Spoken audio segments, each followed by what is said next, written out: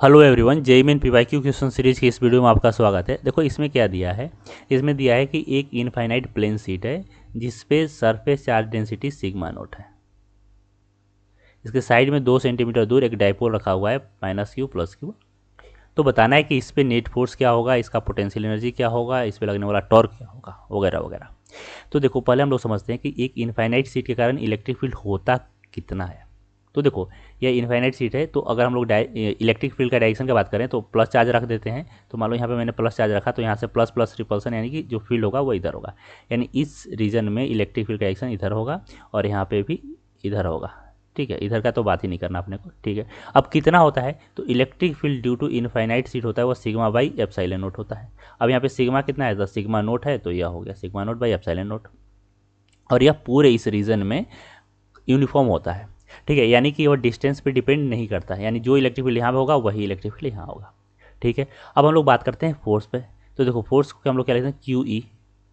यानी कि अगर चार्ज पॉजिटिव तो फील्ड का और फोर्स का डायरेक्शन सेम, अगर चार्ज नेगेटिव तो अपोजिट होगा। तो यहाँ पे देखो इस चार्ज का अगर हम लोग बात करें तो यहाँ पे जो फोर्स लगेगा वो इधर लगेगा यू ई, और यहाँ पे जो फोर्स लगेगा वो इधर लगेगा यू ई। अब देखो इलेक्ट्रिक फील्ड तो सेम है, तो इस पे लगने वाला फोर्स और इस पे लगने वाला फोर्स इक्वल ही होगा, लेकिन अपोजिट है। तो बोल सकते हैं नेट फोर्स ऑन डाइपोल क्या हो जाएगा, यह हो जाएगा जीरो। एक काम तो हो गया। दूसरा हम लोग देख लेते हैं पोटेंशियल एनर्जी का। तो पोटेंशियल एनर्जी ऑफ डाइपोल क्या होता है, यू होता है, यह होता है -p.E। ठीक है, तो P क्या है, तो इलेक्ट्रिक डाइपोल मोमेंट है और E है इलेक्ट्रिक फील्ड। तो यहाँ पे बात करते हैं, देखो P भी कांस्टेंट ही है, मतलब कि इसका वैल्यू तो चेंज होगा नहीं, और E भी चेंज नहीं हो रहा है। तो यहाँ पे हम लोग डायरेक्ट लिख सकते हैं कि P और E हो गया, और यहाँ पे आ गया कॉस थीटा। अब थीटा देख लेते हैं। तो थीटा क्या होता है, P और E के बीच का एंगल। तो देखो यहाँ पे इलेक्ट्रिक फील्ड इधर है और डाइपोल मोमेंट का डायरेक्शन क्या है, तो डाइपोल मोमेंट का डायरेक्शन जो होता है वो होता है -q से +q, यानी कि इधर जो P का डायरेक्शन होगा इलेक्ट्रिक डाइपोल मोमेंट वो भी इधर ही होगा। यानी कुल मिला के बोलेंगे कि इलेक्ट्रिक फील्ड और डाइपोल मोमेंट के बीच का जो एंगल है वो कितना है, वो जीरो है। तो यहाँ से आ गया यह -PE। ध्यान से देखो तो यह मिनिमम वैल्यू है पोटेंशियल एनर्जी का। यह क्या है, मिनिमम वैल्यू, इससे कम नहीं हो सकता।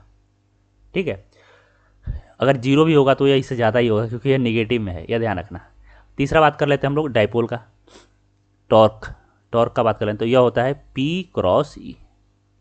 तो देखो P कांस्टेंट, E कांस्टेंट, और यह हो गया साइन थीटा। तो यहाँ पे बात कर लें थीटा कितना है भाई, थीटा है जीरो। तो यह डाइपोल कितना हो गया, जीरो। सॉरी, टॉर्क जो हो गया, टॉर्क ऑन डाइपोल वो यह हो गया जीरो।